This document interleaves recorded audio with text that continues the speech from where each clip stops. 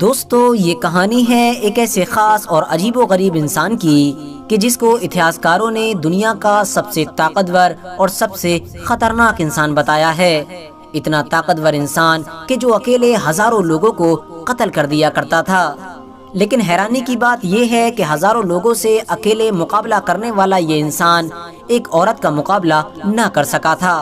اور ایک معمولی عورت نے اس کو ہمیشہ کے لیے ختم کر دیا تھا۔ آپ کو بتاتے چلیں کہ اس انسان کا ذکر نہ صرف یہودیوں کی دھارمک کتاب یعنی تالمود میں موجود ہے، بلکہ ساتھ ہی ساتھ عیسائیوں کی کتاب یعنی بائبل میں بھی موجود ہے۔ اس کے علاوہ مسلم اتہاسکاروں نے بھی اس انسان کی اسٹوری کو اپنی کتابوں میں جگہ دی ہے۔ ساتھ ہی ساتھ ابھی تک اس انسان کی اسٹوری پر ہماری اس دنیا میں بہت ساری موویز بھی بنائی جا چکی ہیں۔ لیکن اب سوال یہ ہے کہ آخر دنیا کا یہ سب سے طاقتور انسان تھا کون، اور اس کے پاس وہ کون سی طاقت تھی کہ جس کی مدد سے یہ اکیلے ہزاروں لوگوں کا نہ صرف مقابلہ کیا کرتا تھا بلکہ ان کو ہمیشہ کے لیے ختم بھی کر دیا کرتا تھا۔ تو دوستو، اس طرح کی تمام چیزیں جاننے کے لیے آج کی ہماری اس ویڈیو میں بنے رہیے۔ ساتھ ہی ساتھ ہم آپ کو یہ بھی بتائیں گے کہ آخر اس کی طاقت کا وہ کون سا راز تھا کہ جس کو جاننے کے فوراً بعد ایک معمولی سی عورت نے اس کو ہمیشہ کے لیے ختم کر دیا تھا۔ سب سے پہلے تو ہم آپ کو یہ بتاتے چلیں کہ اس انسان کو اتہاس میں سیمسن کے نام سے جانا جاتا ہے، اور سیمسن کی یہ کہانی اس وقت شروع ہوئی کہ جب مشہور پیغمبر یعنی حضرت موسیٰ علیہ السلام اس دنیا سے ظاہری طور پر رخصت ہوئے۔ حضرت موسیٰ علیہ السلام کے اس دنیا سے چلے جانے کے بعد ان کی قوم یعنی بنی اسرائیل کچھ وقت تک تو اپنے علاقوں میں بڑے سکون کے ساتھ رہی، مگر پھر دھیرے ایک بار پھر سے بنی اسرائیل نے غلط کاموں کی طرف بڑھنا شروع کر دیا، اور دیکھتے ہی دیکھتے کچھ دنوں کے اندر ہی یہ بہت سارے بڑے گناہوں میں شامل ہو گئے، جس کی وجہ سے اب اللہ تعالیٰ نے عذاب کے طور پر ان لوگوں پر عمالقہ نام کی ایک قوم مسلط کر دی۔ عمالقہ نام کی یہ قوم بہت زیادہ طاقتور اور ظالم تھی۔ ان لوگوں نے نہ صرف بنی اسرائیل سے ان کے سارے شہروں کو چھین لیا بلکہ ان کے مردوں کو قید کر کے ان کے اوپر ظلم و ستم کرنا بھی شروع کر دیا۔ ایسے ہی برے حالات میں بنی اسرائیل کی قوم میں ایک بچے کی پیدائش ہوئی، اور اس بچے کا نام سیمسن رکھا گیا۔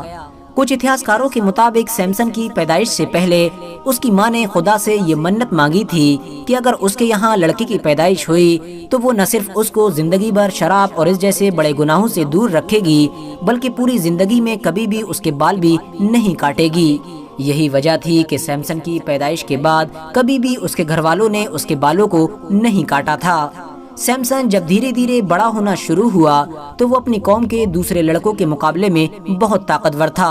اتنا طاقتور کہ ایک بار جب وہ جنگل سے جا رہا تھا تو اس کا مقابلہ ایک خطرناک شیر سے ہوا، اور حیرانی کی بات یہ ہے کہ سیمسن نے بڑی آسانی کے ساتھ نہ صرف اس شیر کو ہرا دیا بلکہ اس کو ہمیشہ کے لیے ختم بھی کر دیا۔ اس کے بعد سیمسن کم عمر میں ہی اپنی بستی کو چھوڑ کر عمالقہ نام کی اس قوم کے شہروں کو دیکھنے کے لیے نکل پڑا کہ جو قوم اس کی قوم کی سب سے بڑی دشمن مانی جاتی تھی۔ سیمسن نام کا یہ طاقتور انسان جب قوم عمالقہ کے ایک شہر میں پہنچا تو اس کی ملاقات تیمنہ نام کی ایک خوبصورت لڑکی سے ہوئی۔ دھیرے یہ دونوں آپس میں محبت کرنے لگے۔ خاندانی دشمنی ہونے کے باوجود بھی ان دونوں نے ایک دوسرے سے شادی کرنے کا فیصلہ کیا، مگر بدقسمتی سے جس دن سیمسن اور اس تیمنہ نام کی لڑکی کی شادی ہو رہی تھی اسی دن سیمسن شادی میں آئے ہوئے قوم عمالقہ کے کچھ لوگوں سے ایک شرط ہار گیا، جس کی وجہ سے اب یہ طے پایا کہ جب تک سیمسن شرط میں ہاری ہوئی رقم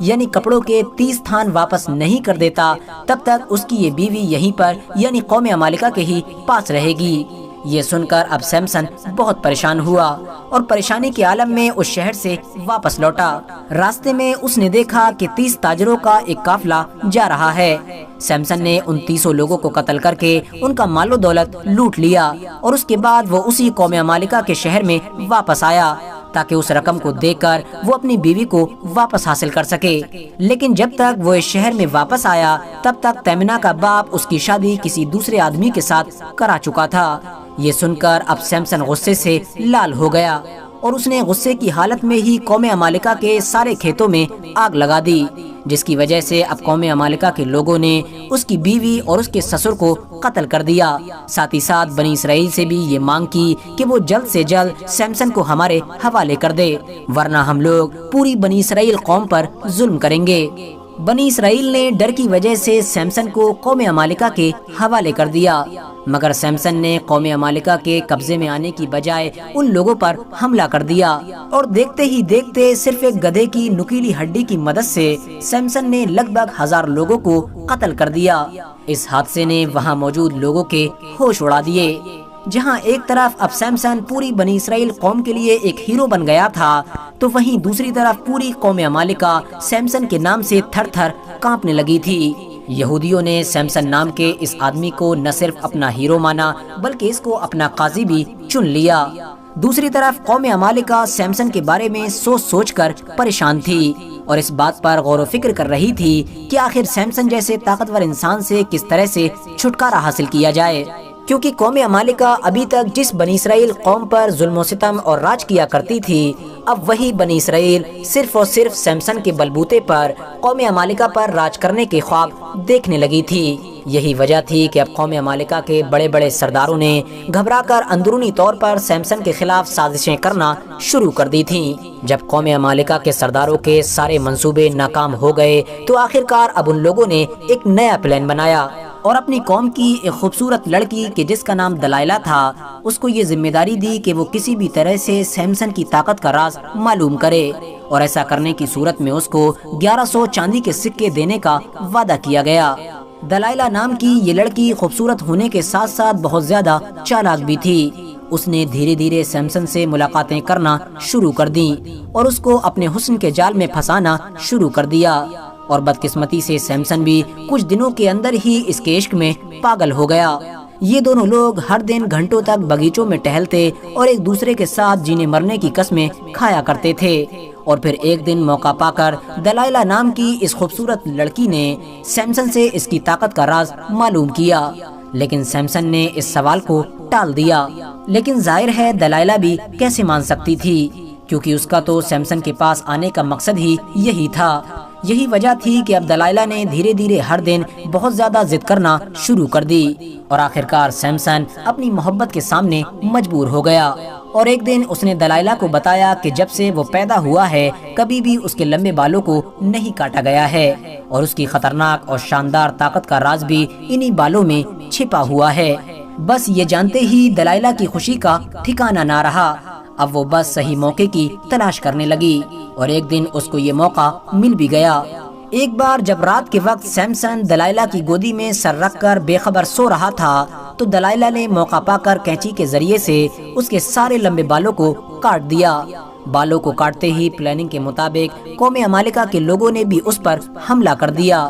لیکن اس بار سیمسن نام کا یہ انسان ہمیشہ کی طرح قوم عمالقہ کے لوگوں سے مقابلہ نہ کر سکا۔ عمالقہ کے لوگوں نے اس کو نہ صرف گرفتار کیا بلکہ گرفتار کرنے کے بعد اس کے اوپر حد سے زیادہ ظلم و ستم کیا۔ اس کو زنجیر میں باندھ کر اس کی آنکھیں نکال لی گئیں، اور اس کے بعد اس کو ایک کالی کوٹری میں بند کر دیا گیا۔